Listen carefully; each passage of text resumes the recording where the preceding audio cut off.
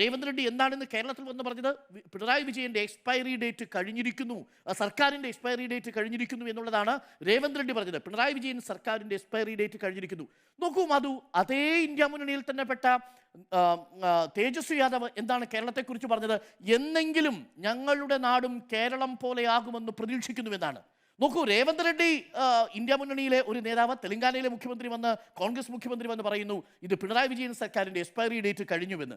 അതേ രേവന്ത് റെഡ്ഡിയുടെയും രാഹുൽ ഗാന്ധിയുടെയും തോളിൽ കൈയിട്ട് ബീഹാറിൽ തെരഞ്ഞെടുപ്പിൽ മത്സരത്തിനിറങ്ങിയ തേജസ്വി യാദവ് പറയുന്നു എന്നെങ്കിലും എൻ്റെ നാടും ഈ ബീഹാറും കേരളം പോലെ ആയിത്തീരുമെന്ന് ഞാൻ പ്രതീക്ഷിക്കുന്നു എന്ന് പറയുന്നു. ടൗൺഷിപ്പ് മാതൃകാപരമായ ഒരു പദ്ധതിയാണ് എന്ന മട്ടിൽ തേജസ്വി യാദവ് പ്രസ്താവന നടത്തുകയും ചെയ്യുന്നു. ഇനി ഇപ്പോൾ മറ്റൊരു പ്രധാനപ്പെട്ട സ്കീമായിരുന്നു തെലങ്കാനയിൽ കൊണ്ടുവന്ന ഋതു ഭരോസ. മിനിമം താങ്ങുവിലയ്ക്ക് ഒപ്പം തന്നെ 500 രൂപ ബോണസ് കൊടുക്കുന്ന പരിപാടി. പാതി വഴിയല്ല, 30% സാധ്യമായിട്ടുള്ളൂ എന്നുള്ളതാണ് കണക്കുകൾ പറയുന്നത്. കർണാടകയിൽ ഈ ഒരു വർഷത്തെ, ഇനി കർണാടകയിലേക്ക് വന്നാൽ ഒരു വർഷത്തെ പ്രോഗ്രസ് റിപ്പോർട്ട് അവിടെ സിവിക് എന്ന് പറയുന്ന ഒരു NGO പുറത്തിറക്കിയിട്ടുണ്ടായി.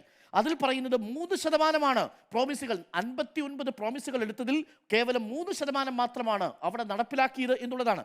അതിൽ 2 നടപ്പിലാക്കി, 10 ഇൻ പ്രോഗ്രസ്, 42 തൊട്ടിട്ട് പോലുമില്ല.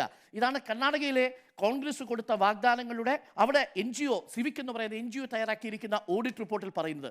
എന്നു വെച്ചാൽ ഏകദേശം 98% പ്രോമിസുകളും ഒന്നാം പിണറായി സർക്കാർ നടപ്പിലാക്കിയിരുന്നു. 95%-ലധികം പ്രോമിസുകളും നടപ്പിലാക്കിയാണ് നാളെ കേരള LDF നാളെ പ്രകടന പത്രിക പുറത്തിറക്കാൻ പോകുന്നത്. അപ്പോൾ ജനങ്ങൾ യഥാർത്ഥത്തിൽ വിശ്വസിക്കണോ വിശ്വസിക്കണ്ടേ എന്നൊരു ആശയക്കുഴപ്പത്തിൽ കൂടി ആയത് കോൺഗ്രസിനെ വെട്ടിലാക്കിയിട്ടുണ്ട് എന്ന കാര്യത്തിൽ സംശയമില്ല.